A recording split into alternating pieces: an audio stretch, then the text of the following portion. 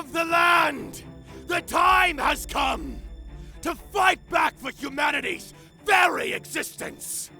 We humans have suffered for ages at the hands of humanity's enemies, the demons!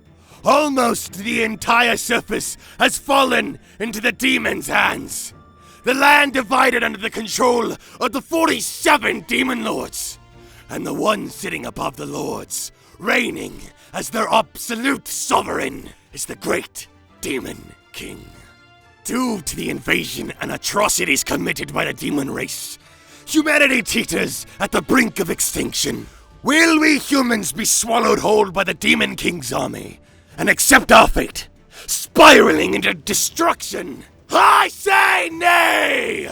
We do not waste the past several hundred years cowering in fear. We've chosen a group of talented warriors from across the world with skills and abilities to combat the Demon King's army by entrusting them with all of our resources, time, technology, and hope.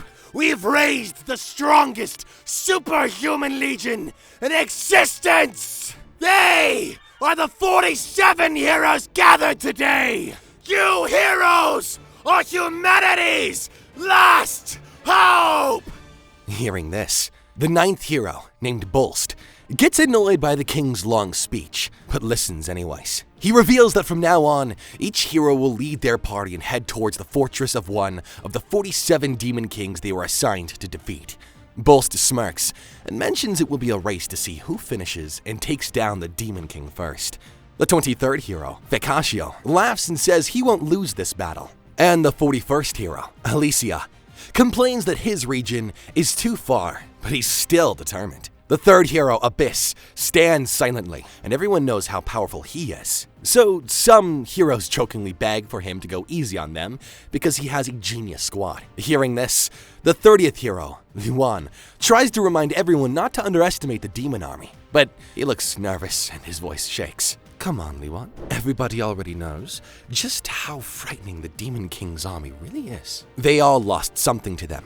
He reveals that Bolst's village was burned down by the demon army when he was a child. Vecatio's parents were murdered, and Alicia's lover was taken by the demon army. Ario mentions they trained up to death now, and this teasing is just a sign of their confidence. So relax, Luan. That look on your face is going to scare away all of the pretty ladies. We won't lose. I can assure you of that.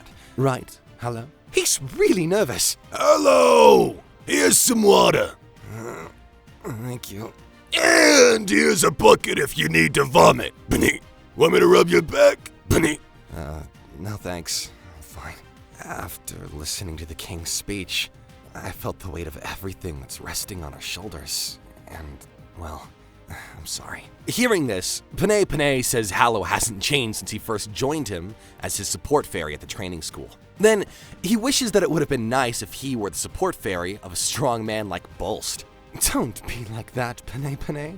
Hallow may not have the most flexible mind of us all here, but his convictions is as strong as any hero's. Trust me, I've trained by his side all these years. That strength of heart is what a hero needs the most, in my opinion. Ario. Let's both show them what we've got. We'll slay the great demon king, then come back and celebrate with a toast. It's a promise, Hallow. You got it, Ario. Just then, the king raises his voice one last time and tells the 47 heroes to go and save the world. They all look ready as they step into a battle that could end everything. Half a year passes by, and the world changes slowly, but the heroes fight every day. One night, Hallow is sitting by a bonfire with 3 other tired heroes, while Panay is flying near them. Just then, a bird drops a scroll in Panay's hands. He opens it and can smell blood on the paper. Hallow tells him to give the letter to him, and Panay hesitates, but he hands it over. Hallow reads the words carefully, and the letter says that the 23rd hero, Vecatio, failed to defeat the 23rd Demon King, Diganazaru, and is now being used as a lab rat. The 9th hero, Bolst, failed in battle against the 9th Demon King, Vanigane, and died bravely. The 41st hero, Alicia, failed to defeat the 41st Demon King, Vanishu Korgi, and has become a broken puppet. The 30th hero, Li Wan, died alone on his journey, and the 10th hero, McBuck, was brainwashed and turned into the demons himself. Even the 3rd hero, Abyss, is dead. Hallow feels tense after reading the letter, and the other heroes are also in shock when they hear that Abyss is dead, the same hero who once defeated the lightning magical beast Gora. They realize they keep hearing news of heroes dying, but never of a demon being defeated. A female hero gets sad and asks how many heroes are left now, and fears that they will all die at this rate. An old man in a wedge hat looks at Hallow and asks what they should do now. He continues to say that it took the 11th party half a year just to reach the Demon King Jachi's castle, and have suffered through hell to get stronger. But now, every strong hero seems to meet their death anyway. Hearing this, Panay gives a strange look and starts packing his things. The old man asks what he's doing. What else, Panay? I'm going home. Panay, humanity's gonna meet its end. We're done. The world's over. Panay. He says he wants to live peacefully till the end of his time, and tells anyone who wants to die can go ahead. The party members look sad and tense. Hallow reads that the 19th hero, Ario, failed to defeat the 19th king, Nudo, and his whereabouts are unknown. The corners of Hallow's mouth tighten as he remembers the promise they made before leaving. He points out that Panay is right, and no one wants to step into a battle just to die. Panay feels overjoyed that even Hallow agrees, and adds that even a hard-headed guy like him can finally understand. But Hallow cuts him off and says he would be the fool who still goes to fight the Demon King.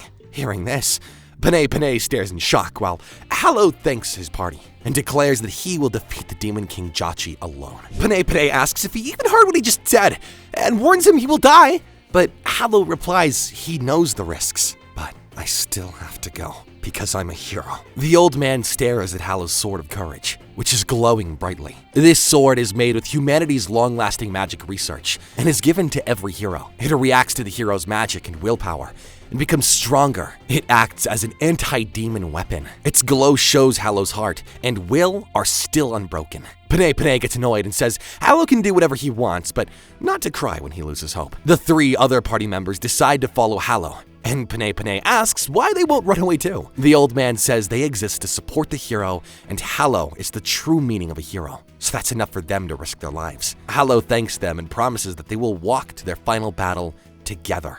As they move towards the Demon King's castle, Panay walks away and screams that his life is more important than any fight, but huge monsters suddenly appear and scare him. He runs back to Hallow and the party and pretends that he came back to help, though in reality, he's too scared to be alone. After that, they reach the Demon King's castle. It's dark and gloomy with thunder crackling and skull-shaped chandeliers hanging above. They find the castle eerily quiet and feel that it must be a trap for heroes. But Hallow tells everyone to keep moving. He touches a door, and they suddenly appear in front of the Demon King Jachi, surrounded by many demons who howl at them.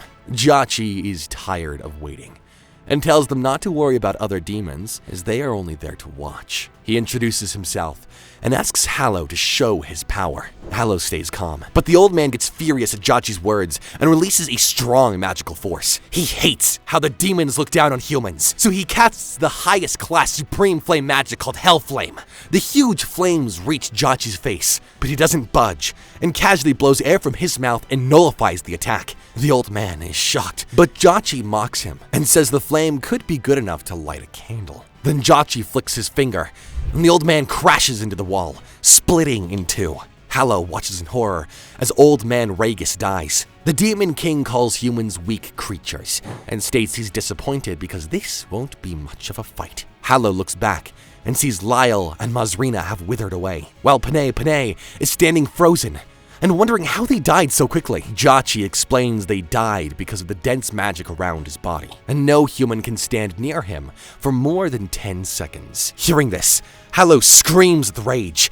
He charges at Jachi with his sword, and Jachi leans back, though receives a small cut on his chest. He laughs and asks if this is the sword that can hurt a demon lord. Hallow shouts and swings again and again, but Jachi dodges every attack and praises Hallow's skill.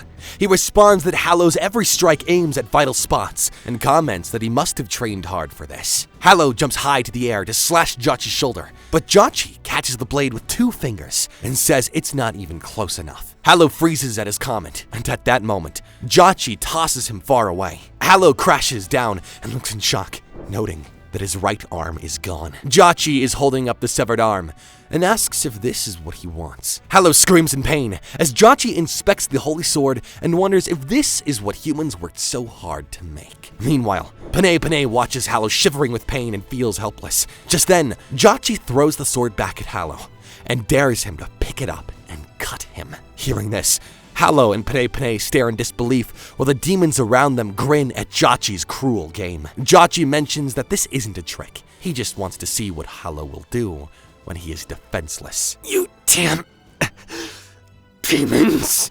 Just how much must you belittle us before you're satisfied?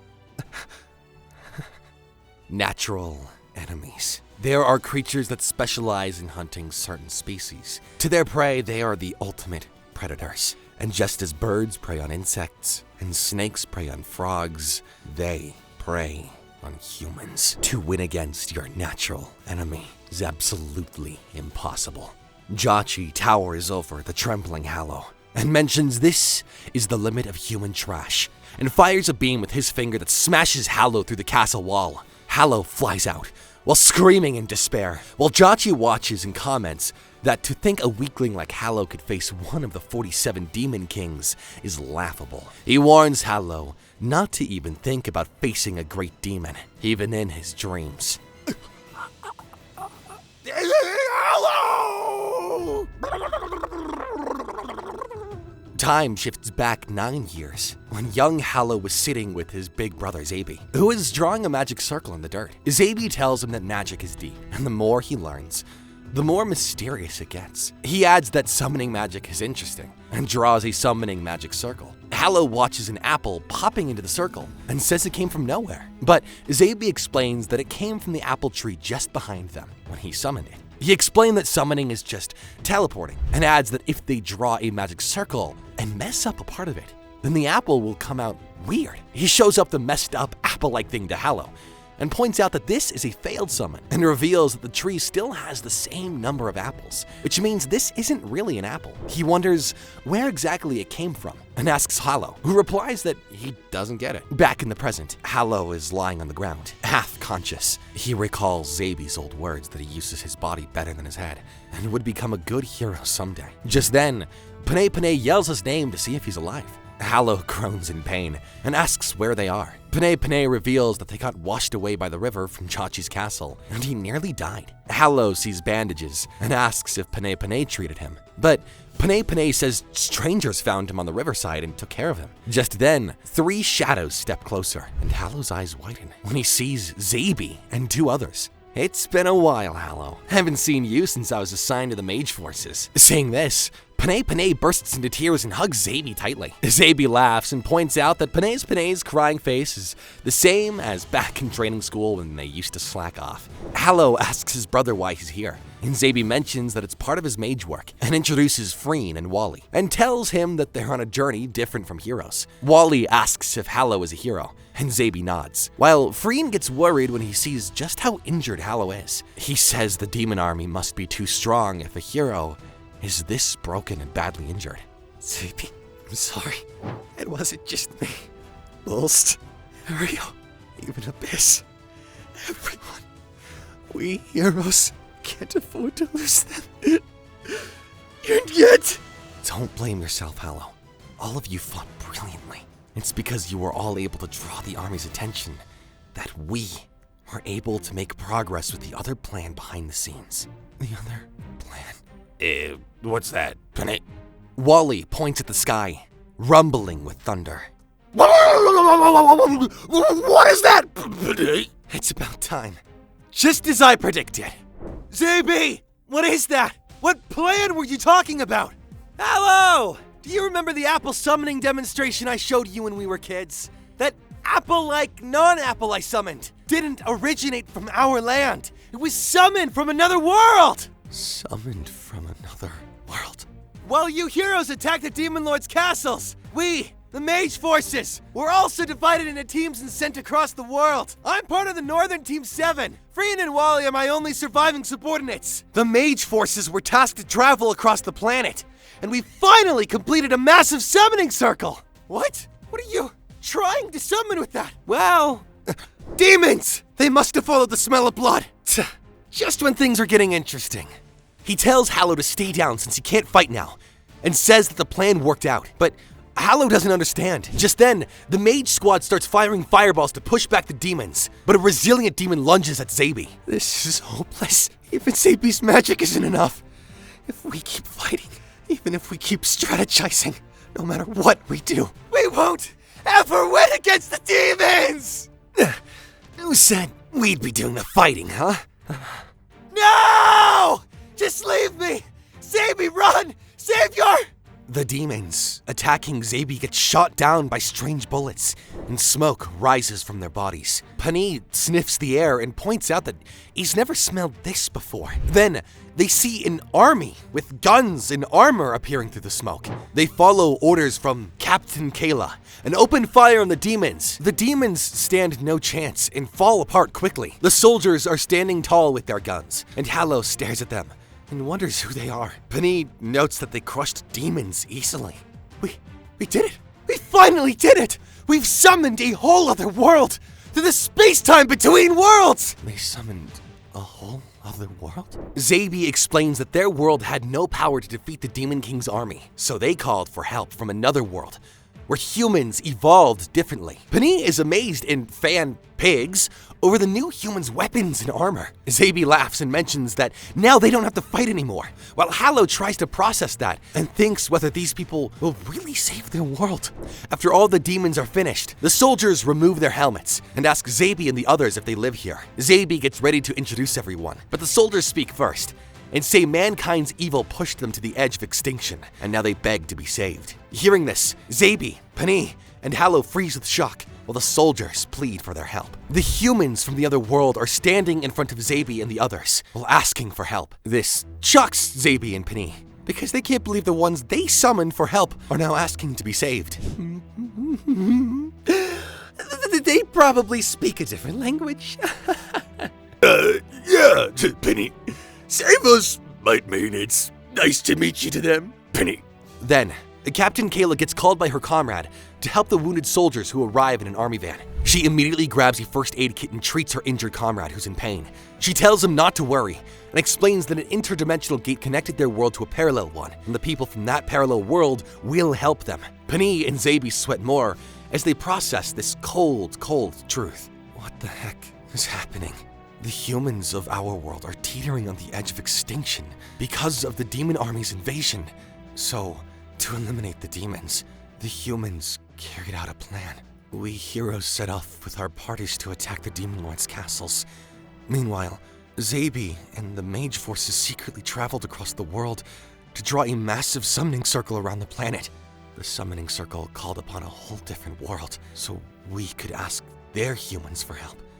Only the people of this other world are actually asking us to save them? Kayla then comes towards them and introduces herself as the commander of the anti-machine front lines. Zabi also introduces himself as a sorcerer, while Hallow reveals that he is a hero, and Pani and his men say they are allies. Kayla thinks deeply when she hears sorcerer and hero, and feels certain that they are truly from another world. Now hold on a second! I don't understand how you can just accept what's going on so quickly! We summoned you all here, right? By using our summoning circle? Kayla shakes her head and reveals that Zabi and his group are actually the ones summoned by the interdimensional gate from her world, which leaves both sides in shock. Hearing this, Hallow says that both worlds asked for each other's help at the same time, and this is what happened. After that, the people from both worlds sit together to share food and rest for a while. Wally comments that survival brings them together, even though they are from different places and have different histories. There are enemies in your world too. Kayla affirms and explains that they fight robots which are monsters made from inorganic materials and created by humans but turned against them. She tells how AI evolved dangerously and now controls more than 80% of the world. Zabi finds it hard to understand robots, but thinks if humans made them, then they should be easy to handle. But Kayla responds that it's not simple, as the AI became smarter than humans and creates weapons that even they can't understand. She feels Zabi's people may not get it since they fight mindless beasts. Zabi gets defensive and replies that people from Kayla's world wouldn't survive against demons because demons can destroy the world and wield magic. Kayla argues that robots are stronger and are produced endlessly in factories, so her world has it worst. They both start comparing whose enemies are worse, while Panay wonders what they're fighting about exactly. Then he interrupts and asks Kayla about the weapon she used to slay the demons, and wonders if they can use that on robots. Kayla shows her gun, and points out that it won't work on their own enemies. But she's cut off, as an eerie tune rings through the air as everyone tenses up. Zaby tries to understand what that sound could be. Well, Panay sniffs the air and notices a scent that is neither human nor demon. Kayla tells them the robots are coming. Just then, different types of AI robots appear with smiling faces and announces that they're not here to slay, but to protect and feed humans with warm food and soft beds if they surrender. They ask the remaining people to come out, since they are the last group. Kayla tells them to hide behind the rubble. Panay asks why, if they're promising to provide for them. Kayla explains that the robots trick humans by pretending to be kind, to drag them out and finish them off. She reveals that they are trying to lure the remaining survivors with kind words, but if they get caught, they are dead. Hearing this, Zaby and Panay get nervous, but Panay thinks that the robots look harmless. Just then, one robot detects the humans hiding behind the rubble and switches to destruction mode. Kayla realizes they've been found and gets ready to fight back with her gun as fire spreads and the clash begins. Kayla realizes the robots have found them and prepares for an armed attack using heavy fire. The AI robots move closer while the humans shoot at them with guns. Seeing this, Hallow wonders why the robots don't get hurt by weapons that easily defeated the demons. Meanwhile, the human soldiers soon discover that the robots have adapted to their lasers by activating anti-laser protection, so they decide to switch to machine gun mode. They start firing their special armor-piercing bullets that are so loud that Panay and Zaby cover their ears. However, the robots push through their attacks, and the humans grow frustrated that their weapons no longer work because the robots have already adapted to them. Just then, one robot transforms into a huge machine and tells the humans to prepare to join them in jubilation. Just as the humans think they're about to lose, Zaby activates an earthquake magic spell that traps the AI robots. Kayla is shocked to see this, while robots are also stunned as they detect an unknown source of energy. Zaby notes that the robots are immobilized, so he asks Wally to cast a spell. Wally uses supreme ice magic to create a blizzard that freezes the machines. The robots try to collect data on the new attacks, but their main system is shut down. This leaves Kayla and her comrades speechless, and Kayla wonders how they turn the robots into scraps with just a few strokes of their staff. Seeing this, Zaby asks if it's their first time seeing magic, and explains that all living things have magic, but these metal machines don't have a tiny bit of it, and that's what makes magic more effective against them. Zaby laughs and says the robots were nothing after all. Kayla replies that this is what they expected, and calls Zaby over to shake hands. She adds that their scientific weapons and technology failed because artificial intelligence became stronger than everything they created. However, with the sorcerer's magic and their non-scientific powers, they can defeat the robots together. Well, that's interesting. I actually had a similar idea. Those weapons of science you spoke of are probably the key we need to defeat the demon lords. They shake hands and decide to become allies and hope that they will be able to save both worlds. Hallow watches his brother and thinks his big brother is amazing, and even in a hopeless crisis, he managed to find a way forward. That smell. There are a ton of demons headed straight for us.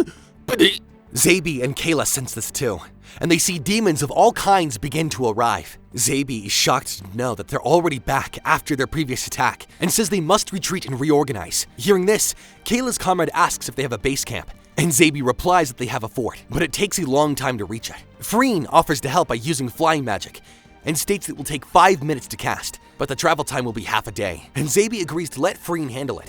Just then, the ice melts and the robots restart. Zaby is shocked to see them back so soon. Kayla explains that these robots have no concept of death, and even if they shut down their systems, they reboot again. However, she's shocked to see that they rebooted so quickly. Both sides of the human world are facing enemy forces, with sorcerers standing against robots, while Kayla and her team are facing demons. Freen! Don't stop the incantation! Keep that flight spell going! Yes, sir! We've got until 5 minutes until Freen's spell activates! We'll have to keep the enemies at bay until then! We'll be fine! We can do it! With us working together, we'll make it! Zaby activates his electric thunderbolt spell and asks others to use powerful spells from their skill arsenal. Kayla orders her team to shoot demons and not let them get near, especially while Freen focuses on casting the spell. Hallow is standing near with his wounded body, and he wants to help, but his elder brother tells him to stay and wait for emergencies. Meanwhile, a gun-wielding human becomes overconfident, slaying demons and mocking them for coming without any anti-laser measures. Kayla tells Sasuma to fall back, as he has moved too far forward, but Sasuma says the demons are nothing compared to the machines they face in their world. Just then, a silhouette of a winged demon appears beside Sasuma in the smoke. and he suddenly senses something. Zaby and Wally go all out with magic and believe they've stopped the robots, and just as they prepare their final attack, the robots complete their adaptation. Just then, one robot forms a shield that repels their magic, and Zaby is shocked to see this. The robot announces that the information from the new attack has been saved, and the new barrier system has been learned. Zaby notes that the robot's barrier is similar to their magic, and asks Kayla about this, because she said robots can't use magic. Just then, the smoke clears, and we see a demonic, winged creature hold Sasuma by the head in one hand. Before anyone can react, he crushes his head. Saying this, Kayla screams in despair. I am Lord Jachi's loyal servant, Kiva, of the great Demon King's army, 11th Division. I've come to confirm the death of the foolish hero who lost to our Lord Jachi. An obedient minor leader like myself must follow my Lord Jachi's orders with meticulous care. Hallow gets shocked after hearing Jachi's name. Well, the humans with guns fire at Kiva with full force, but he blocks every laser beam with his hands. Kiva is confused to see a civilization that he's never seen before, and wonders who these new heroes are with mysterious weapons. Kayla notices the lasers are not working on Kiva, and sees that he's different from the enemies they fought before. Just then, one soldier charges in with a large attack from his machine gun, but Kiva flicks it back with his finger, and cuts the soldier's torso and sends his upper body flying. Kayla freezes, unsure of what to do next. Kiva says he never heard of anyone besides the 47 heroes, but it does not matter, as it means there are more people to slay. Kayla aims her gun at him while shaking with fear. On the other side, AI monsters attack again and again and assure humans that they will give them a painless death. How did this happen? We tried to summon another world to save our own, but the opposite happened. Now we've got new enemies on our hands, strong enough to rival the demon army. Is it useless to keep trying? Is struggling futile? Is humanity fated for extinction? Kiva stares at the robots and senses no magic from them. He thinks that if the machines crush humans, then they are not his enemies, and he decides not to fight them. Kiva then looks at Freen and thinks about finishing him first. And saying this, Kayla shouts for somebody to protect Freen. Suddenly, an army vehicle crashes through demons on the battlefield, and we see Jiu is driving it, and promises Kayla he will stop the demon. Kayla tells him to back off and not risk his life, but he keeps moving. Kiva grabs the moving car with one hand and spins it fast enough for the velocity to rip Jiu apart. He then throws the car away towards Freen, who's still chanting. Saying this, Kayla instantly stands in front of Freen in an effort to stop the car. I'm the hero. The hero Hallow, who challenged the Demon Lord Jachi, is standing right here! I'm still alive! Zaby sees Hallow's sword and thinks that it was broken from the battle with Jachi, but now it's reacting to the spirit of the wielder and is reshaping itself. Hallow runs at Kiva with the sword. Zaby tells him to stop, but before Hallow can attack Kiva, the blade disappears, leaving no shape. Seeing this, Kiva mentions Hallow tried to gather all his remaining bravery, but fear of the demons took over, and his sword disappeared. Hallow wonders why this happened, and holds his sword tightly. Kiva says it's easier if the sword doesn't work, because he will add Hallow's head to Jachi's collection. Hearing this, Hallow completely loses hope, and thinks it might be their end. Kiva then attacks Hallow, but he dodges the attack and runs away and hurls his broken sword. It startles Kiva, and he notes that Hallow is throwing his sword away. The sword hits the huge robot that was going to attack Zaby, but it becomes distracted now thanks to Hallow's move. Hallow challenges the robot to fight him, because he is their enemy, and adds that he's ready to take on everyone. Kayla and Zaby realize Hallow is trying to provoke the robots. Saying this, Kiva states it's useless, and that Hallow will die along with his friends as sacrifices for Jachi. Just then, the robot detects an overloaded source of energy and changes its target towards Kiva instead of Hallow. It fires a missile that nearly hits Kiva, who barely dodges. Kiva grows angry, and through the smoke, a long hand with sharp fingers pierces the robot's chest, grips the robot's back, and pulls it closer. He holds the robot up and says it should have stayed calm, but it attacked him. And he says what species the robot belongs to. The robot adjusts its alert level, and Kiva asks if it wants to be destroyed along with the humans. The robot sets its priority attack target, while Kiva is still holding it. Hallow, you okay? Here's the sword you tossed. Zaby, they're fighting each other. Uh-huh. Now's the time to get out of here. Freen, can you take all of the survivors and fly? Yes, I just finished the spell. Group flight magic. Fly away! Seeing this, Kiva tries to stop them with his stretchy hand and grabs Hallow's feet. However, the robot gets behind Kiva and fires a strong laser beam that cuts off Kiva's hand and frees Hallow from his grip. As the robot finishes its attack, Kiva smiles and says he doesn't care where the metal junk came from, but he will tear it apart, one by one. Just then, a terrifying, angry, ripped version of Kiva appeared, and the robot also increases its alert level to 6 and activates its destruction mode. The humans are flying away with Freen's magic, while Hallow feels overwhelmed and goes unconscious. Finally awake, Hallow? The injuries from the Demon Lord finally got ya. Zaby, where are we? Humanity's fortress. Don't worry, this place is safe, for now at least. Hallow asks about the comrades, and Zaby says Wally is critically injured but stable, while others who fought the machines were less lucky. I'm sorry, Zaby. It's all because I'm so weak. Don't put this on your shoulders, Hallow. We were all fighting with everything we had. Just get some decent rest. But, Zaby, what happens now? We've got even more enemies with those robot things around. Yeah, well, about that. Apparently, things are a lot worse than we thought. By the time we got here, things were already like this, Hallow. I need you to calm down and listen to me. It wasn't just one world that got connected with ours. There are humans from different universes and timelines. He says it's not just their world or Kayla's world, but many others that were in danger and were looking for someone to help. And they somehow opened the gate to this world and fled here through the gates. Now they all gather here. Hallow is lost deep in thought when Zaby tells him that they are refugees from other worlds. The world looks very different now because all the worlds have connected and mixed. We see huge roots and strange algae taking over buildings. Human corpses hang for display, and modern cities have UFOs flying above. After that, Hallow and the others arrive through a teleportation circle. Penny looks at the mixed-up world and comments that he's never seen anything like this. Zaby replies that it's the same place they used for teleportation, and it's the same forest where they had set up the anti-demon barrier. Kayla mentions it feels different from her civilization, and the worlds are mixed. Zaby tells everyone that they will save the remaining humans and bring them to their base, and he warns them not to stray from the teleportation circle, or else they won't be able to return. Hearing this, each warrior charges forward with his team, unsure of what will happen, but determined. Earlier, Hallow learns that many worlds are connected.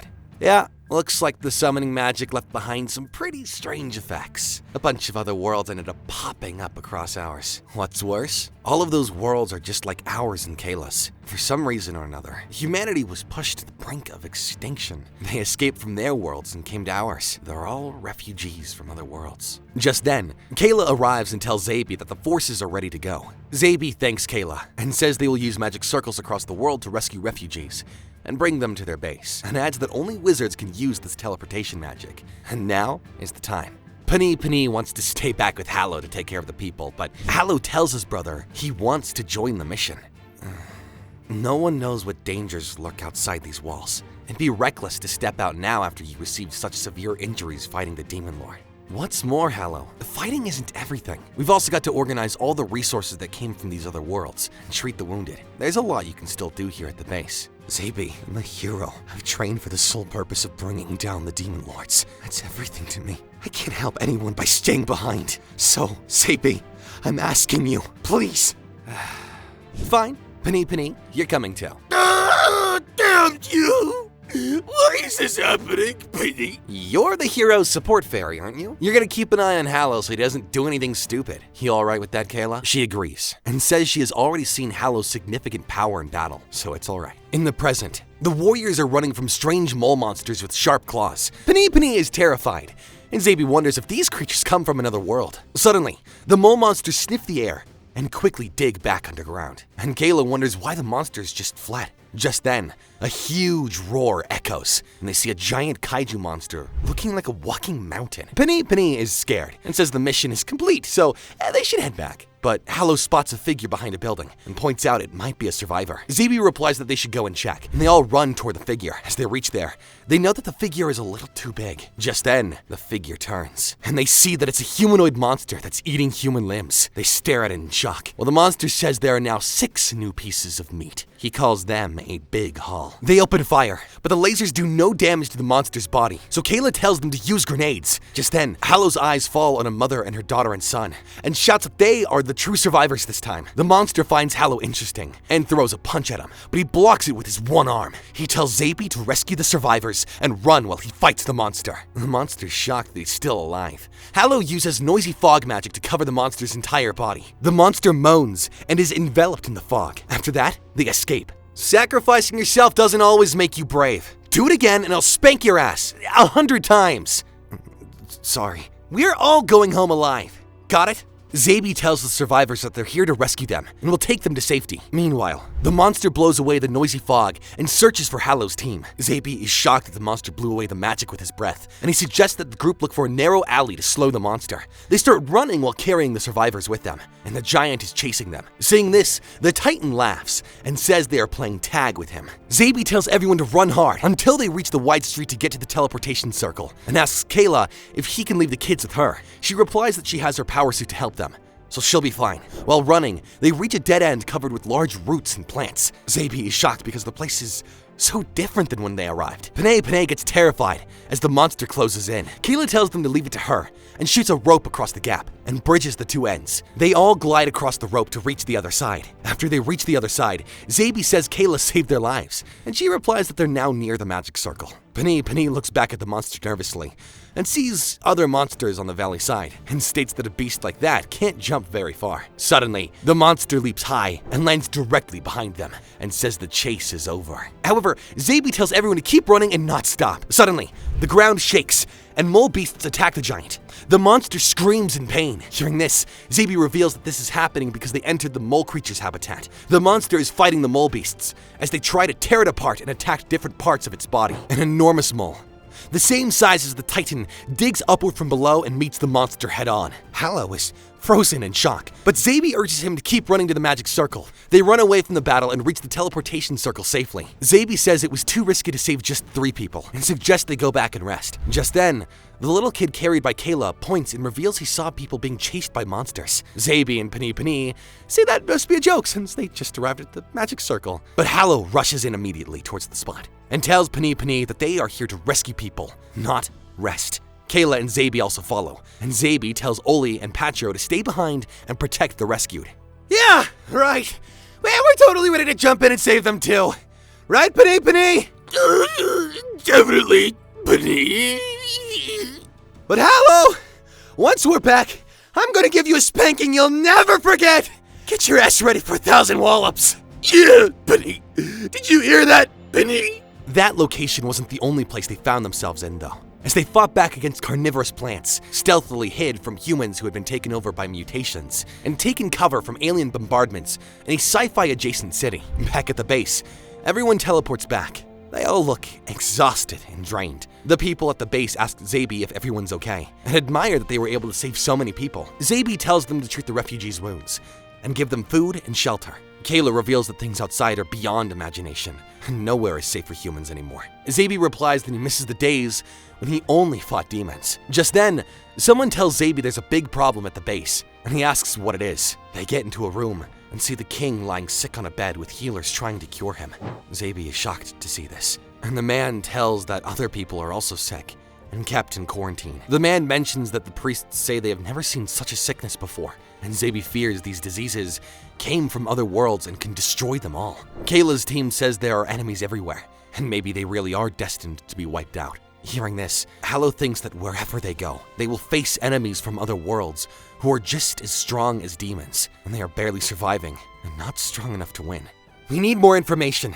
Everyone, gather up. We'll ask the refugees for their help. I want to know more about their worlds. We need to share information and discuss our options. Hey, Zaby, you just got back. Will you be able to handle it? This is no time for rest. Everyone gathered here has gone through a different history and has differing values, but you've all fought endlessly in order to survive. We're all the same. We're all human. So now, let's talk. We're going to find a way to avoid extinction and survive. People from the 13 worlds are sitting together and talking about extinction and how to fight back. Zaby calls all their enemies natural threats from now on. He adds that the names of each world have been decided, and asks each world to share information. He explains that the world they are in is called the Magic Forces world, and its natural enemies are the demons. Kayla says their enemies are robots made from humans, but now they've gone wild and are multiplying without limits and trying to wipe out humans. She adds that their world is called the Machine Rule world. Inhabitants from the Parasite world say their natural enemies are parasites after a mysterious parasitic life form has attached to and taken over most of humanity and controlling them like puppets. The Giants world folks say the strong giants in their world have made them slaves. People from the Misfortune realm explain that their natural enemies are disasters called calamities that, if left unchecked, can destroy countries and towns. The government has completely given up. Folks from the Cosmic Devil domain say their natural enemies are highly advanced aliens from outer space that have invaded and keep raiding them while they struggle to resist. Inhabitants from the Wild Greenlands describe how wild plants and animals grew uncontrollably and overtook human dwellings, making the wilderness their enemy. Survivors from the Neo-Cruelty world talk about a mutated form of humanity called neo-humans, whose knowledge and abilities grew so much that they evolved into something strange and now dominate the old humans. Witnesses from the Mad Godland say their enemy is a god that appeared because of human faith, and they feel too afraid to explain even more. A resident from the Cursed Destruction world reveals that a corrupted curse rotted their world, polluted the oceans, and made the stars grow cold, so they believed they are doomed. Gamers, and I use that word loosely, from the Recreation Hellsphere act strangely and say they have no real enemy because for them, games are everything, and they worry about the penalties instead of survival. Locals from the Lawless Lands say their enemy is none other than humans, because the end of a long world war destroyed civilization, and now bandits and gangs do whatever they want. Settlers from the Huge Tree territory say their enemy is a giant world tree that drains the life force from their planet and leaves their dry land dying. Hearing this, Zabi states that no matter what threat each world has, they are all now stuck together in this world. He asks if anyone has an idea on how to beat these enemies. The room goes silent.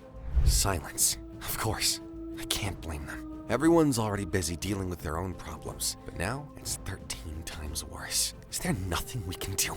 Is humanity nothing more than sitting ducks now, waiting to be wiped out? Hallow is sitting in a corner and thinks each enemy is as strong as demons and wonders how they've survived so far. Zabi states that with their world like this, everyone is in chaos and there is still time for ideas. The Cosmic Devil world people glare at him, then a hand goes up. Hallow stands up. Why don't we pit our natural enemies against each other? Everyone grows confused. The alien survivor guy calls Hallow stupid and says this is serious and that kids shouldn't talk nonsense. He insults Hallow, but Hallow continues. Wait, hear me out! I'm not just making stuff up. I saw it with my own eyes. It was only a coincidence, but because of us, the natural enemies actually started fighting each other. He's right. The demons, the robots, the Titan, and the creatures. Our attacks did nothing against them, but the natural enemies could clearly damage each other. We can have them fight each other, huh?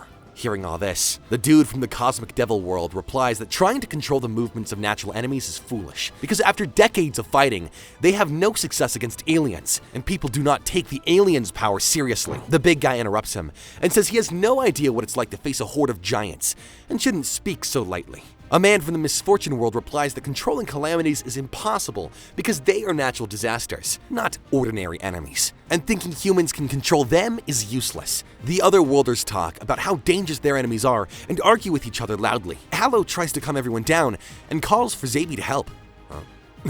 That's right! Stop being dumb, Hallow! Even if they all worked together, none of the natural enemies could even lift a finger against the demon army! They just don't know how powerful the demons are. Man, I'd love to be them. The demons are the strongest natural enemies of all the worlds. But they got to live in ignorance, never having to suffer true fear of the demon army. That's not... what are you saying, Zabi? People from the other world shout back and say he should not ignore what they said and accuse him of looking down on the power of giants, robots, and other threats. They shout that magic means nothing against some of their enemies and warns that if their god hears this insult, he will get angry again. They all claim that their natural enemies are the strongest and would never lose to anything in this world. Zabi reveals that they came across a giant who was around 5 to 6 meters tall and adds that the Demon King is stronger than that. The enormous human gets annoyed at Zabi's words and boasts about his natural enemy's power. Natural Calamity's world's dude laughs at the giant and says calamities are at least 500 meters tall, which angers the giant human. Hearing this, the bug guy explains that no one understands the terrifying nature of parasites, because once a parasite takes over a body, it's finished. The guy from the Cosmic Devil world jokes that parasites are just inferior life forms, and believes aliens are the apex that can crush every life form because nothing on his planet can win against them. The machine guy responds that that may be true for living things, but robots keep learning and evolving without limits, so no one can win against them. The man from the wild world says their whole wilderness is their enemy now, and must not be underestimated. Just like that, people from the other world start arguing about how strong their own natural enemies are. Suddenly, the giant human grabs the man from the alien world by the collar and threatens him. The alien man warns him not to touch him because they are the ones protecting the planet from the strongest natural enemy. Seeing this chaos, the cosmic lady sighs that men are all the same, no matter the world. Kayla looks at Zabi and asks what he's planning, but Zabi calmly replies, "We'll have our enemies fight each other, just like what happened here, right?" This shocks Kayla as she realizes he purposely stirred everyone up. This is ridiculous. What's the point of having an internal fight amongst ourselves? The enemies we face are ones to whom we can't even compare. Of course, I don't believe such a childish method will work on them. But look, just a small outburst like that was enough to make you all fight. If we combine our strengths, if all of humanity works together as one, then we can dish out everything we've got to come up with a strategy against them. What do you say? Oh, we've got a chance. It's not impossible. It doesn't matter how stupid the method, even if it sounds like nothing more than a pipe dream. If there's a chance, then it's worth pursuing. Although the situation's hopeless, and it looks like there's no way out, this could actually be the opportunity of a lifetime. Zabi asks Hallow if he's right, and Hallow nods. Seeing this, Kayla says it is extreme, but even in this chaotic world, these two brothers find hope and keep moving forward. In nature, a predator is an absolute for a species, like a bird for an insect or a snake for a frog. Humanity also has its natural enemy, and it's impossible to win against it directly. But if they can pit natural enemies against each other, it could work. The scene then shifts to Kiva, who has just finished fighting the robots and feels exhausted. So he wonders how he'll report to Lord Jachi, and angrily blames Hallow for everything and swears he won't let him escape. As Kiva's once severed hand twitches, we see the chaos in the outside world where natural enemies from each world are preying on one another and fighting wildly. Zabi goes over the situation again and explains in this magic world, humans were pushed to the edge of extinction by the demon's power. So they asked for help from humans in other worlds, and their summon pulled an entire other world. But at the same time, people from other worlds had the same plan, but in different ways. Kayla reveals they activated a dimensional gate to ask for help. The man from the Mad God world says they were just praying at first for something other than God. The wild guy states that it happened because of a volcanic eruption in their world. Zabi explains all those energies crossed dimensions and gathered on this planet, where many worlds are joined together, and the natural enemies that tortured many of humanity came too. The man from the Mad God world panics and shouts that it's a curse and they should not have gone against their god, and now they're all doomed with nowhere to run because they angered their god. Freen tries to calm him down. Masayoshi laughs and says there's always some kind of religion in every world, though his partner stops him and adds that people should be free to believe. Another man responds that it's fine because that god is not here, but the panicking man insists it's useless to say anything against their god. Zabi says it's unavoidable, and they'll have to use magic to calm him down. So he signals for Wally to use Spirit Peace magic therapy. The spell works, and the man calms down and apologizes for losing his composure. The woman from the Neo-Humanity world says she feels envious because they have something to believe in and hope for, as that was never allowed in their world. And if there was a god here, maybe they could be saved. She then asks how exactly they plan to make the natural enemies fight each other. The man from the alien world also asks because he expects Zabi to have a plan. About that, I thought we could all think of something together. This leaves people from the other world speechless. Hey! I've had enough of this bullshit! You! Is this some kind of joke to you? All you've done is spout nonsense. What was that about magic? You ain't said a single word of damn sense. People from the other worlds try to stop the big dude, but stop themselves and comment on how muscular the giant human is. In fact, he hardly counts as a human with those muscles. Zaby stays calm and tells the giant to calm down because everyone here is just as scared of the situation. But the giant screams back that no one here is scared. Just then, Hallow steps forward and grabs the giant's arm and tells him to let go of Zaby. This makes the giant angry, and he asks what Hallow thinks he's doing. Hallow angrily squeezes the giant's arm and demands that he release Zaby. Saying this, another giant nearby mocks his strength and is not enough to overcome Hallow and tells him to let go. Zaby tells Hallow to let go first. Hallow releases the giant's arm. The giant also lets go of Zaby's collar, which causes Zaby to fall to the ground. Zaby states he understands their anger, but now is not the time to fight among allies. Paka tries to speak again, but the giant woman smacks him and tells him to stop. She apologizes for Paka and introduces herself as Simone from the giant's world. Another giant standing next to her introduces himself as Briginte and says the people of their world are more hot-headed than others. All you damn people do is sit around and blather.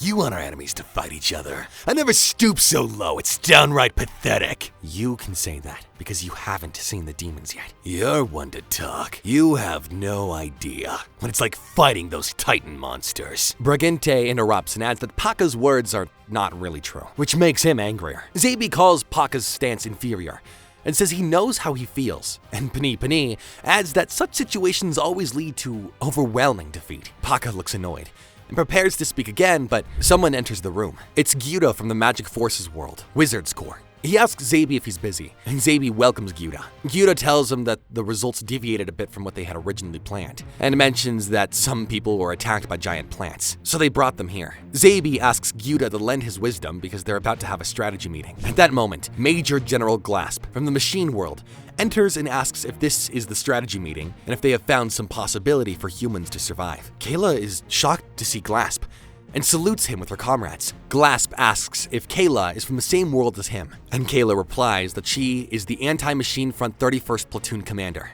Kayla. Glasp returns the salute and says he is glad there are still people in good health in his army. Kayla asks how headquarters is doing. Glasp explains that they cannot reach headquarters because Branch 2 was destroyed along with thousands of soldiers, and the only survivors are here. This shocks Kayla, and Zaby asks Kayla if Glasp is someone important. She confirms he is a major general of their anti-machine front, a revered hero, a commander who led many military exploits against the robots. Zaby says Glasp is a tactician and is more suited for the situation than him. He asks Glasp if he would like to manage the meeting. He nods and says he will do it if everyone agrees. Everyone falls silent for a moment, then unanimously agrees. And Zaby asks Hallow, who also agrees. Kayla asks for some support to be shown, but Glasp cuts her off. Kayla, there's no rank here. The military has been dissolved. What's important is to find a way to survive together. I'm no Major General now, just like that little guy said. I'm just an old man. Do you understand? Hearing this, Kayla nods and calls him by his name with no title. And Glasp is ready to take command from here. He then asks how 13 worlds fused and what 13 natural enemies are. Zaby explains that each world's space was compressed together and fragmented into pieces, and now everything is mixed up and connected. He reveals that the new world has altered the geography of the original world, so everyone should scout their surroundings to get a familiarity with the place. The officer remembers feeling like he was transferred by some long-distance transporter and asks about the technology. Zaby tells him it's teleportation magic, and asks Freen to explain in detail. Freen explains that they laid down magic circles all around the world to summon other worlds, but even after the fusing of the worlds, the coordinates remained the same. He explains that with this setup, long-distance teleportation becomes possible, but it needs a wizard to activate it. People from the other worlds ask if this is what brought them here, and if they can only use it. Glasp is impressed and mentions they can use it for logistics in surprise attacks. Then he asks Kayla about making the natural enemies fight each other, and Kayla explains how Hallow used a trick to make the robots and the demons fight,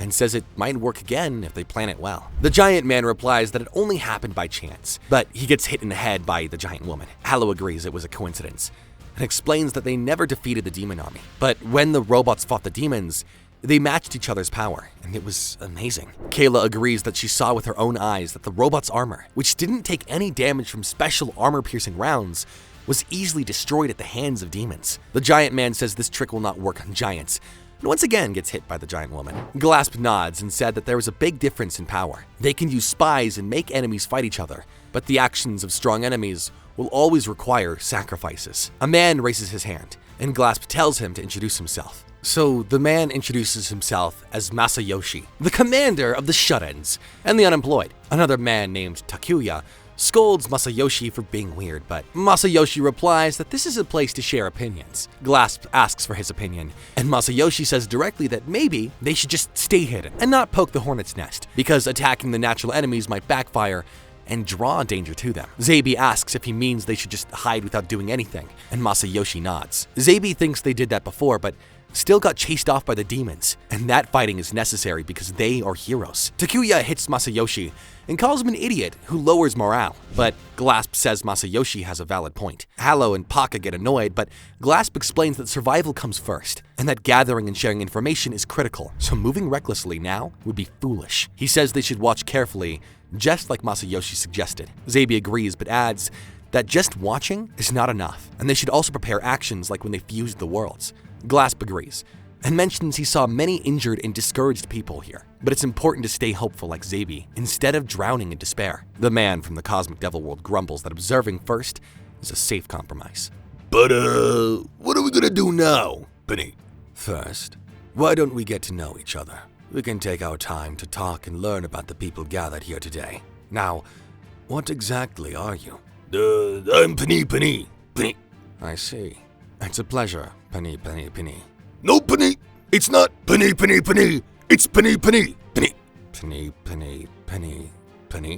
Why are there more pennies? Read my lips! It's not Penny! It's Penny! All the humans from different worlds talk to each other and interact happily while sharing information.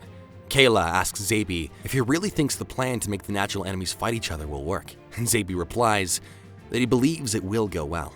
He explains that even magic starts at the theory and grows with human imagination. He says humans will first make a plan, then figure out how to make it real. All the humans are checking in with each other and talking with smiles. Kayla asks Zabi what he's worried about, and Zabi answers that to push this plan, they must be ready to die and need the bravery of a true hero. Kayla asks if they have someone like that among them, and Zabi thinks of Hallow, but he doesn't want him to carry that burden alone. You need a hero, right? Huh? The 19th hero, Ario, failed to defeat the 19th Demon Lord Nyoto. Current status, missing in action? I'm surprised. It's been a while since I last returned to the fort. Things seem a lot livelier now, but I must admit, I do rather like things lively. Hallow is happy to see Ario alive, and Zabi asks if he's the same hero who was with Hallow. Hallow points out that Ario vanished during the battle with the demon army, but Ario replies he survived by luck and now wants to help them. Hallow and Zabi feel stronger with him back. Meanwhile, Kiva laughs while he's flying above and says Hallow cannot escape his wrath. He recalls when he grabbed Hallow's leg. The robot cut off his hand, and when Hallow came to base, the demon's hand was still stuck to his foot. So now Kiva can follow the hand's magic and find him. Though Kiva finds himself shocked when he sees the corpses of the demon army soldiers and wonders if humans did this. But then he sees huge footsteps coming toward the human's base. He's shocked as he wonders what exactly these creatures are. In this new world where all natural enemies are mixed, the stronger ones crush the weaker ones. There are huge piles of human flesh covering the land as giants march in groups toward somewhere. Back in the fort, Kayla is training early in the base area when Ario comes to her and asks if she always trains this early. She tells him it's her daily routine and asks why he's here so early. The flirty Ario gives her a flower to show their friendship, but she gets confused and asks why he would give that to her. Ario explains that in his world, men give flowers to women they like. She smells the flower and asks if he's fine after fighting the Demon Lord, and Ario proudly mentions that he has no wounds because he is a hero and asks if her world has heroes too. She introduces herself, and before he can explain more about the flower, she eats it.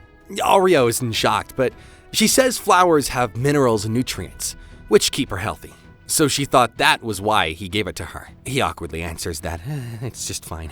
Just then, Hallow comes and says Ario hasn't changed at all when he sees him flirting. Ario greets him and asks if he slept well. Hallow asks how he wakes up early, even after long trips. It reminds him how he used to oversleep during training, and Ario replies that those days are gone, and now he's changed. He mentions he couldn't sleep because he worries about the plan to make the natural enemies fight one another, and feels helpless. By the way, Hallow, your arm, and that broken holy blade. did you fight against a demon lord? Yeah, and I lost. The 11th demon lord, Jachi, was a lot stronger than I could have ever imagined. I gave it my all, but I couldn't even scratch him. What about you, Ario? You were against the 19th demon lord, Yudo, right? Yeah, it was the same for me. I lost too. Oh, it was utterly impossible. Heroes or not, we still gotta be more careful about who we pick fights with. Truly. Now I'm embarrassed. I made an empty promise when we left. As long as you're alive, you can fight again. You'll win next time. Let's focus on finding what we can do now, Ario. You haven't changed either, Hallow. Kayla listens to all of this and takes note of what they're talking about. In another place, the leaders of different worlds are sitting and talking. Bats from the Cursed Destruction world reveals that the king is sick because of a curse that leaked from their world, and the wizards might have caught it while patrolling. Zabi asks if there's a cure, but Bats replies that there is none, and they can only quarantine the king. Zabi feels disappointed. Then, Peyo from the Parasite world warns that parasites can control human bodies and minds without showing signs, and one infected person can spread throughout the whole base. Hearing this, Zabi is floored there are natural enemies that cannot be seen with the eyes. He spots Hallow and apologizes for calling everyone, but they must talk about survival. He suggests that they will hide and wait for the right time to match Glasp's careful observation plan. And for that, they first need to discuss how to survive. But Ario says it's useless, and Zabi asks him to explain. I can't use teleportation magic, so I walked on foot back here to the base. On the way, I saw something horrifying. Massive humanoid monsters crushed and shredded the creatures before their eyes and turned them into a mountain of flesh. And there was what looked like a group of them heading straight for our base here. There were at least 50 of them. Some were taller than 65 feet, and it won't take them much time to find us. I'm guessing we only got about 2 days left. If we try to hold up here, then we'll be the next mountain of corpses. Zabi takes a deep breath and then screams at Ario that he should have said this sooner. In the giant's area, Baka is sleeping and dreams of tasty meat. But the female giant hits him awake and drags him to a meeting room and says they are in danger. There, everyone is talking about the coming threat. What? A group of Titans are headed here? You asshole! Why didn't you say something yesterday? What's the point? It'd only keep everyone up at night. Knowing half a day early wouldn't have helped any. In fact, it would have even been more dangerous to make a panic decision while you were all still tired. I made the judgment call that it would be better to let all of you have a good night's rest first. And because of that, you got a good night's rest, didn't you? Sleep ain't my biggest worry right now! Zabi says Ario must give information earlier from now on, and Ario agrees. Hallow stays positive and mentions Ario has a good heart and that he thinks about people even in danger. But Kayla calls him careless. Glasp speaks up and asks Sumune if she has any idea about the giants. She explains that flesh mountains mark the giants' territory, and they build scattered structures worldwide to expand their territory. She adds that the one who commands them all is the giants' tribal chief and the strongest giant, Back. Zabi mentions that it's unfortunate that their base is the giant's path, and Kayla replies that there are no refugees left, and humans have lost their main structures. Glasp points out that there are too many injured people, so it's impossible to gather all their belongings and escape. Hearing this, Paka bangs the table and shouts they cannot stay and die, and believes Ginbak will not be in that group, so they should fight head-on. Glasp mentions the chances of winning are unlikely, so they must use Hallow's plan. Hearing this, Hallow gets confused and asks if it means he must fight on the front lines. And Pani says no and calls them fools. However, Zabi clarifies that Glasp is hinting at the plan to make natural enemies fight each other. Glasp says they should make the enemies clash, as Hallow suggests, and names it after him because he provided an example of that. Then, he shows them a map and explains that Ario and the other wizards gathered this information by exploring the surrounding area. He points to a place on the map and reveals that the giants will come through the mountains to reach their base. He explains that the desolate mountain area belongs to the giants' world, and they are moving toward the magic forces world. But if they push them to the east side of the lake, the giants will end up in the territory of the natural enemies of the neo-cruelty world. Hearing this, Hades agrees that it's a good plan, because neo-humans look like normal humans, but have far better physical and mental abilities, and if the giants meet them, they won't be able to tell the difference. Glasp explains the plan that a small group of humans will meet the giants and pretend to surrender. They will promise to take them to their base, but instead, lead them into the Neo-Cruelty world. This will give the base humans time to escape and make the giants fight the Neo-humans. Sumune understands the plan and says the giants capture humans for slaves. So if they can think that they can get more humans, they will follow the captured ones. However, Briginte reveals it depends on their mood, and they might just end up slaying humans instead of listening. He adds that they need humans who can talk to the giants, and asks who will volunteer. Ario thinks on it, and Hallow raises his hand and says he will go. Zabi praises him, but Kayla says he has no skill for negotiation and calls him mentally immature and weak. She adds that this mission is not for someone who loses control easily, and her words hurt Hallow. Hearing this, Zabi tells Kayla to go easy on his younger brother. Hallow walks into a corner and sits sadly against a wall and admits that she might be right, but he still wants to help, even if he must be sacrificed. Just then, Ario calls to him, then suddenly punches him in the face. Hallow crashes into a wall, and Ario's sword ends up near his face. Ario points out that if Hallow were his old self, he would have dodged the punch. Everyone is shocked, and Ario explains that Hallow's body is too worn out from battle, so he should stay behind. He adds that he's the only one still in good condition, which is why he will go in his place. Haiti replies that Ario is good for the job, because he looks like a perfect young human and can mix in with the Neo-humans easily. Zabi asks if Ario is okay with this mission, and Ario responds that if a hero is needed, then he should go. Kayla feels confused about Ario's attitude and half-finished explanation about not getting hurt. She thinks he's hiding something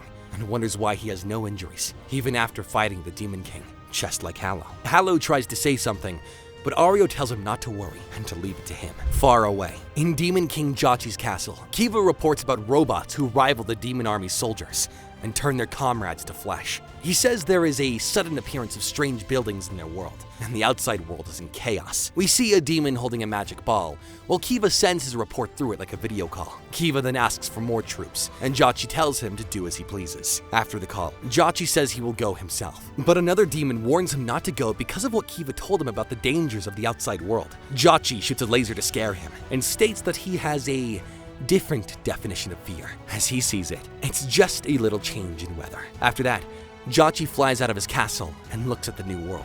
Suddenly, he hears a voice in his head and guesses that it's the Demon King Nyoto, using telepathy to talk to him. Nyoto laughs and says the outside world is fun now. He is sitting inside his castle with his huge and disgusting figure, while playing chess with real human soldiers. He's excited that the number of toys has grown, and asks if Jachi wants to join him. Jachi asks about the Great Demon King's thoughts, and Nyoto replies that there is no news about the Great Demon King Byakko, and he's sure that he will not care about such trivial matters. While playing chess, Nyoto pits a father and son against each other. The father begs his son not to take his life, but the son has no choice. Nyoto says he wants to see the heroes and make moves while he can. Jachi asks if Nyoto has ever met a hero, because every Demon King does eventually, and Nyoto reveals that he never did face any. Back at the base, Zabi gathers the new team and mentions that Ario is their leader because he looks like a neo-human. The team includes Jupiter from the Cosmic Devil world, Shigeru from the Misfortune world, Riam from the Magic Forces world, Kubo and Shox from the Machine Rule world, and Briginte from the Giants world. The large Briginte jokes that he's not handsome, but will guide them because he looks like a giant titan. Zabi tells them to move near the planned area using Ram's teleportation magic, and says the magic circle will be ready in 30 minutes, so they must prepare. Ario is standing alone in the castle, while his squirrel fairy squeaks at him. Kayla comes from behind, and Ario jokes if she came to kiss him goodbye, but she says she wants to confirm something first. She asks if he ever fought the Demon King. Hearing this, Ario gets nervous. Kayla adds that she has seen many soldiers act like him in battle, those who ran away. I wasn't brave enough. We saw a village of demons and the Demon Lord Nyoto. They were playing with human prisoners right in front of the castle. The moment I saw that hideous scene play out before me, my instinct screamed at me, telling me that I mustn't fight him. The next thing I knew, I was running in the opposite direction. I left behind all of my allies and the people begging for help. Hilarious, isn't it? Just seeing the Demon Lord from afar was more than enough to shatter my will. All that confidence built up from years of training, of blood, sweat, and tears. My duty as humanity's final hope was crushed by pure fear. I prioritized my own life and ran with my tail between my legs. Hero? Ha! I'm no hero. Kayla listens as Ario grieves, and mentions that after he fled, he hid his identity because he did not want anyone to see him. He reveals that when the cataclysm occurred, he used the chance to return to the base and acted like a hero to blend in. He said he was happy to meet Hallow, who had also lost against the Demon Lord, because he thought Hallow would understand his pain. But when he talked to him, he saw that Hallow was not broken, but stronger than before. Ario looked at Hallow's eyes and felt that he were a true hero, unlike him. Hearing this, Kayla asks why he volunteered to lead the mission if he went through this. Ario replies that he thought Hallow deserved to live more, so he raised his hand and was ready to die to protect him, and could not let this chance go. He calls himself lame for that decision, but Kayla says that's not true. She reveals she just wanted to confirm his intentions, and feels his choice to correct his mistakes was brave, and no one would laugh at that. Then, Kayla hands him a flower as a return gift, and says she doesn't know much about his culture, so if she did something wrong, he can tell her. Ario replies that she did nothing wrong, and thanks her. Kayla tells him she thought about the meaning of a flower, and realized it's not for eating, so she asks him to teach her more when he comes back. She leaves, and Ario thanks her, remembering to call her Miss Kayla.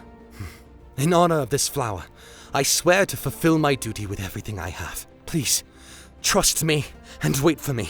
Meanwhile, the magic circle is activated, and Riam says it's ready. Ario looks at Zabi, and says they're leaving on the mission, and tells him everyone counts on him, and the fate of the base depends on him. Ario replies that he is used to such pressure. Haiti looks worried, and hugs Ario, and asks him to stay safe because the Neo-humans are very cruel. She says that she will pray for his return, and Ario thanks her, and feels that her body is trembling with fear. He makes a motivational speech, telling everyone they must lead the giants to the Neo-human area. He adds that they could die before the mission even begins, but they're ready to die, and must go with their heads held high, because they are the coolest. His words inspire the whole team, and Ario leads the Giants guiding squad. After that, they teleport through the magic circle, and Pani and Hallow wish them luck. Now in the Giants world, we see mountains, and a giant holding a dead human from the machine world. The Giants are standing in front of Ario's squad, and one of the Giants says that if they have something to say, they should say it quickly or be crushed. Everyone is terrified, and Ario remembers how he felt seeing the Demon King, and his heart is pounding.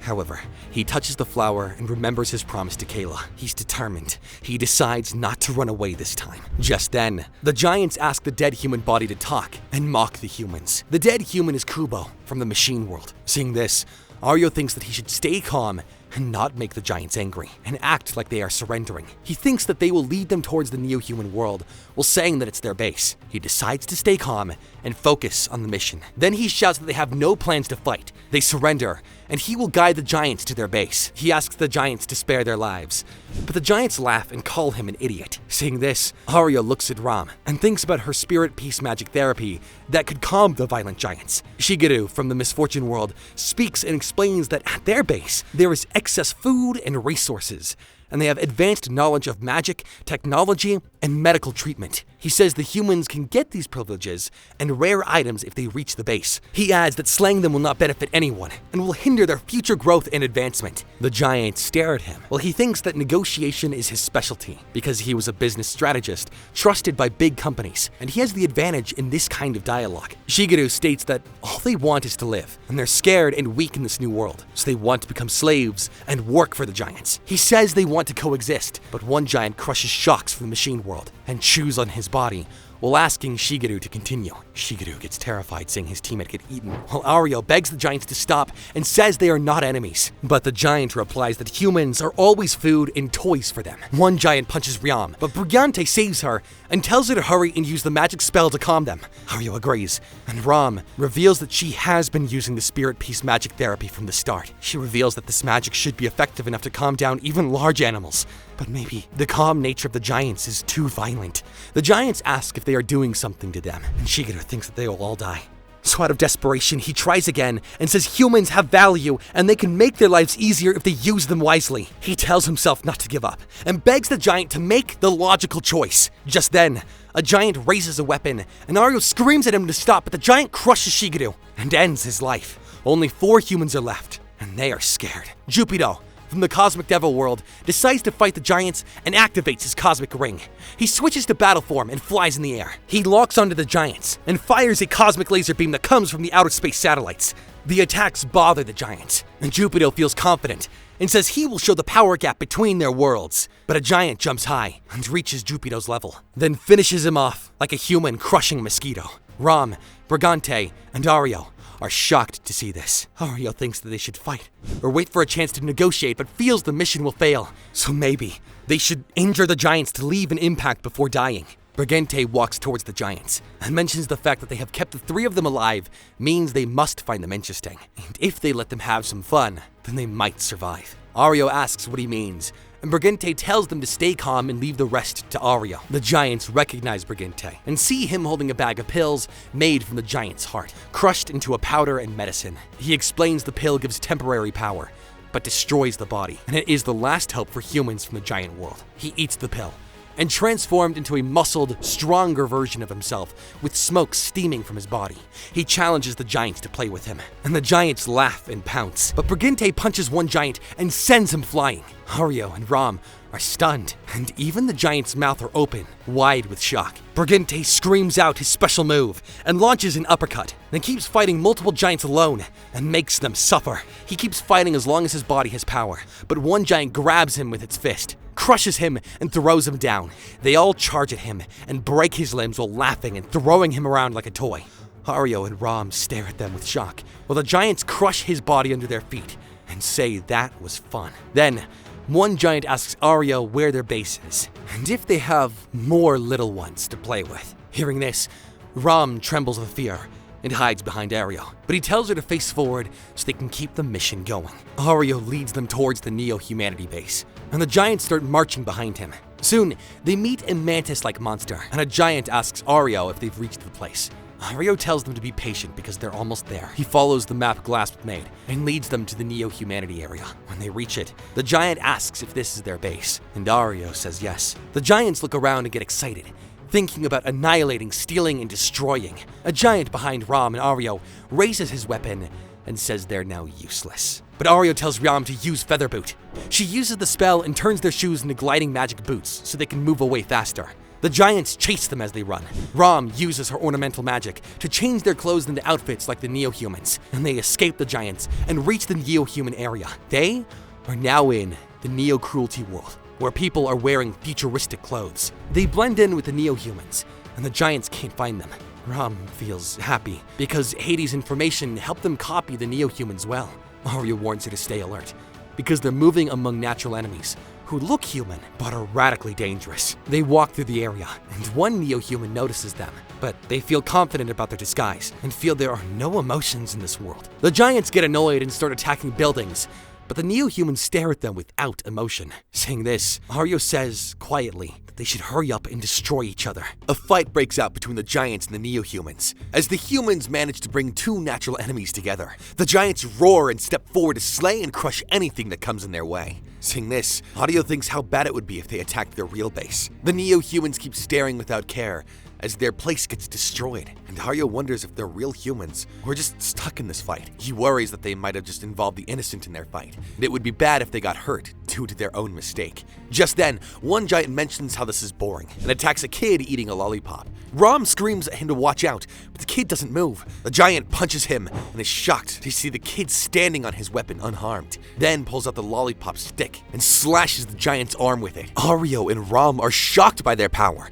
Well, the Neo-Humans now start attacking the giants. They get onto their bodies. They stand in front of each other and start fighting one another fiercely. The giants pound their chests and scream at them and launch their air rampage, punching and kicking the Neo-Humans. The battle becomes a bloody massacre as both sides crush each other. There are still some Neo-Humans who are watching this silently, while the giants scream to end them all. The remaining Neo-Humans look at them in shock and begin their merciless attack, turning the battlefield into a pile of flesh and blood. Saying this, Ario says their plan worked and tells Ram to escape and use her flight magic. But a Neo-Human appears and slits Ram's throat from behind as she spits blood and falls. The Neo-Human comes forward and asks how they thought they wouldn't notice their presence. He points out that the old humans cannot hide their stench and calls it stupid to bring the giants here. Ario asks if he knew all along, then why let them free in their own town and cause the deaths of so many Neo-Humans? Then he asks if they can handle this without help, and the Neo-Human replies that no one cares if a stray wanders in here. and they have people for this, so daily life is fine. Ario mentions that so many of their people are dying and asks why they aren't concerned about it. The Neo-Human doesn't care for them and adds that they enjoy watching human despair. He says they will allow old humans to believe that their plan succeeded, and when their hope rises, they will take everything from them. They promise to slay Ario's friends and family too, and tell Ario to show a face full of despair. Ever since the Titans crushed Corbo, I had already given up on surviving this mission. In this moment, what I feel is not fear, but pure rage against myself for not being able to protect the others, for having run away that first time, and the rage for all of humanity who have been abused all this time. I'm sorry, Hallow, Kayla, everyone. Whatever happens next is due to my own selfish desire to fight. Ario's sword shines with courage, and the Neo-Humans stare as he asks his fairy Kira to give him power. Kira makes a golden sparkly aura around him, and everyone is stunned. The Neo-Human calls him peculiar for fighting back, and tells his comrades to capture and torture him for interesting stories. One asks if he'll run away while crying, and Ario's tears flow, and he says the move he will use now was meant for the Demon King Mudo. He admits he always ran away, but now he remembers his promise to Kayla, and adds he should be the one telling himself not to run. He slams his sword into the ground, and says fairy combination, Kira, and golden storms form around them. It is the anger of humanity taking shape, and the hero, Ario, unleashes the wrath of humanity on the natural enemies, and a huge storm of light pulls everyone inside. This fairy union attack uses a fairy with power beyond human knowledge, and it happens for a limited time. It's an ultimate skill limited to heroes and meant to be used for their final fight. The giants and Neo-Humans get pulled inside Ario's golden storm. A giant realizes that someone weak like Ario is causing this and charges at him, but the storm is too strong even for the Titans. The Neo-Humans feel impressed by Ario's power and thinks that he is making a safe space for himself. As Ario keeps attacking, he finds a group of children, and his instinct prevents him from harming them, but the Neo-Human kids attack him with their weapons. They all strike him, but Ario releases more magic. Even if struggling is pointless, even if my very body tears apart, humanity's revolution has already begun! After the storm ends, the Neo-Humans note that all the giants are dead. They see the dead Neo-Humans and decide this isn't a problem. The sacrifices were within acceptable limits. They think about the attack from the Paleo-Human and note that it was beyond what they had expected. They wonder about the flash of light from the sky and believed it was meant to destroy the whole city, but it did not cause as much damage as planned. They wonder if the giants are biological weapons created by Paleo-Humans, but they do not believe Paleo-Humans had the capacity. They concluded the giants must be a new species created by the changes in the world, as they have already confirmed that many other new species exist like these giants. A girl from the Neo-Humans asks if these beings are enemies, but the man corrects her and jokes that they are nothing more than new toys to use. One Neo-Human sees a giant still running and scratching his face as a parasite inside of him takes over and turns him into a new creature. The Neo-Humans find it amusing and call it another toy. Back at the base, Hallow is dragging things by hand and sees Ario's fairy Kira flying toward him. Everyone gathers in the meeting room and Pani talks with Kira. Zabi asks what Ario's fairy is saying, and Pani explains that the plan worked because all the giants near the base were destroyed.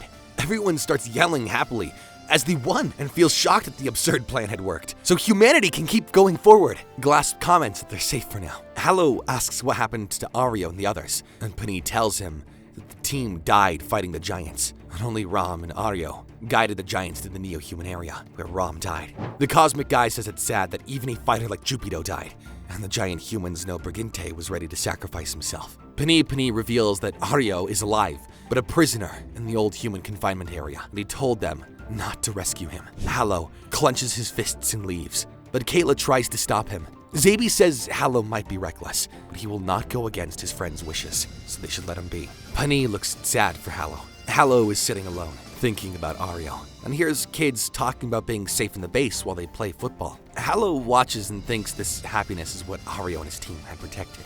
The ball hits him, and the kids ask if his amputated arm hurts, but he says he's strong like a hero. Hallow reassures them that it really doesn't hurt at the end of the day, though he smacks what's left of his arm against some wooden crates, and his face scares off the kids. He smiles and thanks Ario, and stands up and thinks that he needs to be strong too. Meanwhile, Kiva finally reaches their base and smiles as he's now found Hallow. He has arrived at the demon army, ready to attack. Hallow senses danger near the base, and the kids ask him if he's going to rescue more refugees. One kid reveals that he has bandages for hurt people, and they can bring those here. Hallow thanks the kids and asks them to give a message to a long-haired man named Zabi that demons are here, and they agree. Hallow opens the door and walks out. Seeing this, Kiva remarks, "How commendable, Hero Hallow, for coming to face me alone." Hallow recognizes Kiva and asks if he came alone, and challenges him to a one-on-one fight. Hallow suggests that if he wins, Kiva will never touch the base again. Hearing this, Kiva laughs and comments that Hallow has spirit, but he won't win. After that, Kiva says release, and transforms into a demonic monster to punish Hallow for using robots on him and embarrassing him. I was itching for a fight. Let's do it. He swings his sword and rushes towards Kiva with full speed. But Kiva dodges his attack and smirks at him. They clash with rage, and Kiva notices the sword is glowing stronger than before. To distract him from a sphere of demons, Hallow charges at Kiva and tries to slash at him. But the sword slips, so he grabs it back and stabs Kiva in the torso from behind. Kiva is shocked and jumps back, his hands shaking, because he wants to defeat Hallow for stress relief, not for a fight. He says burst, and turns into a more terrifying demon monster, and calls Hallow a filthy human. Hallow cuts Kiva's palm, and attacks his body with his arm, sending Kiva flying to the ground. Kiva sees Hallow's about to jump at him from above, and barely dodges the sword. Kiva thinks about how Hallow was defeated by the demon lord Jachi and lost his arm and party. Hallow was in panic when robots in the demon army surrounded him, and he couldn't focus on the fight. He knows that now Hallow is full of sorrow for losing Ario to the Neo-Humans, and anger because Ario gave his life for a moment of peace that is now ruined by the demon army. Kiva realizes that Hallow's devoting himself only to the battle in front of him. He shudders with fear, because he sees the true power of Hallow and understands how Hallow survived the fight with Lord Jachi. Then he flies into the air and flicks his fingers. "Come, my starving minions, I now grant you my permission. Come feast on the hero's flesh." Thousands of demons rush forward to attack Hallow. Seeing this, Hallow says he knew this would happen. Kiva shouts at the demons to follow orders and leave only Hallow's torso and head, as they need answers about the fusion world. He wants Hallow alive for torture and warns that humans break easily, and anyone who ends up killing Hallow by eating too much will be punished. The demons rush at Hallow, and he thinks about how only if he and Ario could have stopped the Titans together, then maybe no one would have died. He blames himself for not being a better hero. Let's do this! I'll cut down every last one of you damn demons!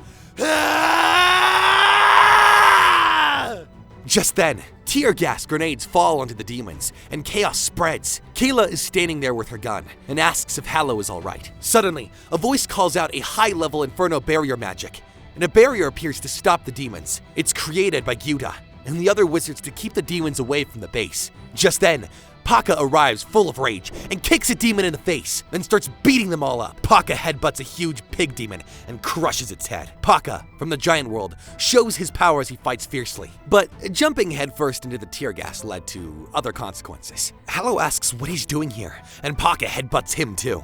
"Shrimp, that Ario guy was one of yours, wasn't he? We lost Briginte too, you know. And they lost people too." The wizards say they won't let Brahm's sacrifice go to waste, and Kayla adds that Shock's and Kubo's death won't go in vain either. "You can fight it out as hard as you want, but don't you dare go throwing your damn life away. That's an act of betrayal to all those who died." Kiva sees more people showing up and finds it annoying. So he tells the demons to keep Hallow alive but slay everyone else. Hallow apologizes for being reckless and says he can't forgive himself for being useless.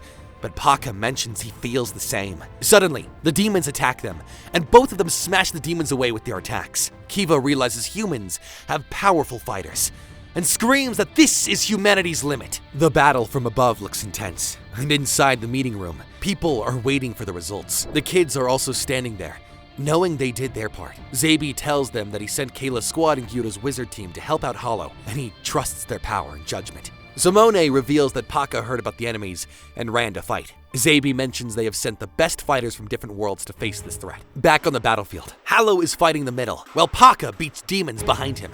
Humans are firing guns, giants are throwing stones, and wizards are casting magic spells. Zabi feels they are trapped like rats, and another responds that they can't lead enemies to the neo-human area again. Hades says Ario and the others sacrificed their lives to make their plan successful, but they're still facing this. Glasp sees a weapon being launched into outer space, and Simone asks what outer space means. Thier explains that their ancestors launched satellite artillery into space, and these satellites can connect to the planet's surface and fire lasers at specific coordinates. He adds that in the past, there were hundreds of these satellites, but now only 26 remain. Hearing this, Zabi feels excited and calls the technology from space amazing. Thier mentions the satellite is strong enough to reduce a person to ash with pinpoint accuracy, but it does not have enough power to change the situation of the current battle, as there are too many enemies. Glasp asks if there's any other reason for hesitation, and Thier says there was a record of Jupiter using the satellite right before he died. Thier reveals that Jupiter followed the rules and launched the cosmic laser against the Titans, but it failed and he died. Zabi asks about the rules, and Thier explains that the satellite is usually set at a safety output maximum, which lowers its power, and if they don't follow the rules, there's a chance the satellite will be detected. He reveals that if it's found, its coordinates will be leaked and the weapon will be attacked, and the enemy might even come to their location. Simone asks what he's talking about, and Thier says space stretches on forever, and no matter where they go, they'll always be in the territory of these enemies. Sweat pours down Thier's face as he reveals there is no bigger threat than them, and they cannot fight them and cannot let them find their location, as they'll all be murdered by the Mandalians. Just then, a man from the Cursed World says the satellite is just a small laser, and suggests they should just shoot it, and the Mandalians will not find them. Thier says that even if they follow the rules, it does not remove the risk of being found out, but they have to try. Glasp calls it a brave decision, and says he expects maximum output from the weapon. But Thier snaps at him and screams that the risk is too high. However, Glasp calmly says they need them to find them, and Zabi asks Thier to call them here. Back on the battlefield, Paka and Hallow keep fighting demons, but Kayla's soldiers run out of energy. There are too many demons remaining. Hallow is still fighting the demons, and his sword glows. The people inside the base cover their ears from the battle noise, while Kira looks sad. Pani tries to comfort the fairy. Just then, a light falls from the sky and hits the demons. Hallow and Kiva see it with shock, and realize it's the satellite laser beams. Kiva dodges it and mocks humanity's trump card, and adds that it's another pointless attempt to resist. He starts laughing and points out that the demons are on a different level than filthy humans. Suddenly, something huge falls from the sky like a spaceship, and Kiva gets confused to see it. Inside the base, Thier reveals another satellite weapon is gone, and Glasp asks if they have come. Thier answers yes. Now there's no turning back. Zabi hopes they will fight the demons, but Thier reveals their threat is on another level, and they won't help people. He warns that from now on, everyone here will die. Just then, the Mandalians come out of their spaceship and transform into little beings with innocent looks plastered on their faces. The Mandalians, who are looking kind of cute, but certainly not ones to be messed with. They make contact with the ground and start speaking a strange language which confuses everyone. Though the battle between Hallow and Kiva continues, Kiva, who is distracted by the Mandalians, spins around and delivers a strong kick and breaks Hallow's nuts. He admits that he was distracted by the new arrival and asks Hallow if he's weaker now because of the demons he had fought. Hallow looks exhausted, and Kiva mentions he's strong, but he stands no chance against demon lords. He smirks and tells Hallow that he did great, but this is the end. He then readies a slash at him with full power, though the Mandalians power up and lets out a sharp sound that hurts everyone's ears. Kiva, annoyed, spins around and shouts at them to shut up. He doesn't want the interference now, but the Mandalians just stare and walk towards him. Inside the base, Thier worries about what they can do because they can't control the Mandalians. Then, Zabi says they hope the demon army can slow the Mandalians. Hearing this, Thier gets frustrated that they have no plan, and Glasp tells them that they have no other choice, and if defeat is certain, they'll take the enemy to hell with them. Thier gets mad, but Glasp mentions that survival comes first, even if the chance is small. He calls this a contest between demons and aliens, and wonders who wins. He's determined to find a way by putting all their remaining effort into it. Meanwhile, the aliens walk forward speaking their language, and everyone watches in shock. Kiva mocks them and says anything in his way will become food for the Demon King. He releases his full power, then fires the Demon Fang explosive cannon at the Mandalians. The attack destroys even the demons, but Kiva wants to erase anything that bothers him. Suddenly, he realizes something and looks for Hallow, but doesn't see him, as Paka carries Hallow on his shoulder and is running through the demon hordes. Hallow asks if leaving the base means they can't protect it, but Paka says that's fine, as Kiva will follow them. Hallow says his plan's clever, but Kiva finds this annoying and attacks Paka, causing the both of them to fall to the ground. Seeing this, the demons surround them and charge at them for an attack, though the Mandalian was unaffected by Kiva's earlier attack and stares at Kiva. Kiva's primal instinct kicks in and goes full power as he tries to assault the Mandalian, though the Mandalian punches him so hard that Kiva vomits blood. The recoil from this punch sends him flying through the castle. He finds himself being thrashed into the base's meeting room. Seeing this, Zabi thinks it's an enemy attack, but when he sees Kiva, he realizes he is the demon army's leader. Meanwhile, outside the base, demons try to attack the aliens, but the aliens' weird power destroys the demons and slices them to bits. Hallow is shocked when he sees how their eye lasers cut the demons into tiny pieces.